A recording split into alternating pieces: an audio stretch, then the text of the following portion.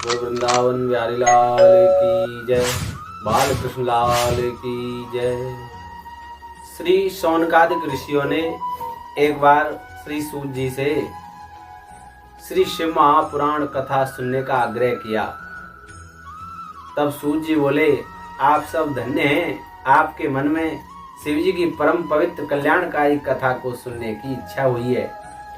इस कथा को सुनने से कलियुगी मनुष्यों के मन पवित्र हो जाते हैं, पाप नष्ट हो जाते हैं। इसके मनन पठन श्रवण करने से सभी कलियुगी मनुष्य शुद्ध होकर के शिव पद की प्राप्ति कर लेते हैं। इस प्रकार जो फल दान और यज्ञों से प्राप्त नहीं होता, वह फल श्री शिव महापुराण कथा से प्राप्त हो जाता है। तो इस प्रकार सब ऋषियों ने सूत जी से कहा कि हे ऋषिवर, हे गुरुवर, शुद्ध पवित्र मनुष्य और पुण्यात्मा व्यक्ति इस कथा को सुनते हैं, वो तो मोक्ष को और शिव पद को प्राप्त करते ही हैं। क्या कोई पापी मनुष्य भी इस कथा को सुन करके शिवलोक को प्राप्त हुआ है क्या? ऐसा भी कोई प्रकरण है? ऐसी भी कोई कथा है क्या? तब श्री सूत जी महाराज ने बताया कि जो व्यक्ति दुराचारी, पापी, विलासी, क्रूर, दुष्ट होते हैं, वो भी शिव जी की इस परम पवित्र कथा को सुन करके उनकी भी मुक्ति हो जाती है और वो शिवलोक को ही प्राप्त हो जाते हैं। किरात नगर में एक देवराज नाम का ब्राह्मण रहता था और बड़ा ही दुराचारी और दरिद्र था। वो इतना गिर गया था कि वो स्नान तक नहीं करता था।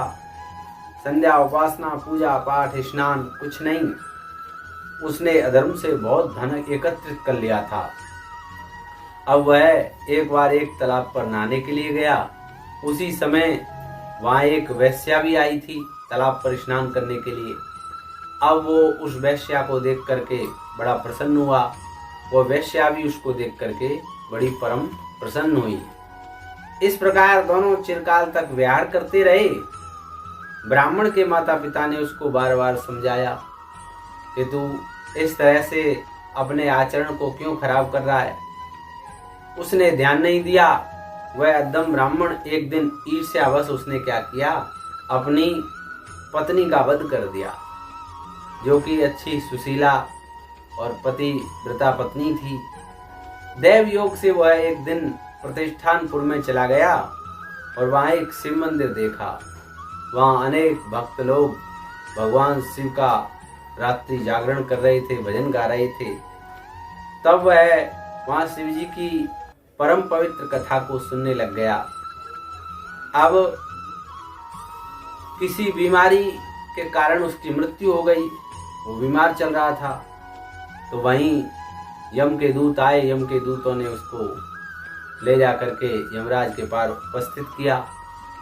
जब यमराज के पास उपस्थित किया उसको, तो थोड़ी देर में ही त्रिशूल हाथ में लेकर के, बागंबर पहन के और मस्तक पर त्रिपुंड लगे हुए शिव भक्त, शिव जी के दूत आ गए। वहां पूरे यमलोक में कोलाहल मच गया।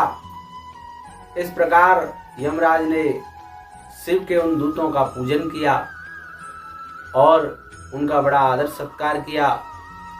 अब शिव जी के दूत उस देवराज नाम के ब्राह्मण को ले गए और शिव जी के सामने जाकर के उपस्थित किया। तब शिव जी ने उसको अपना ही शिव पद प्रदान कर दिया। बोल शंकर भगवान की जय।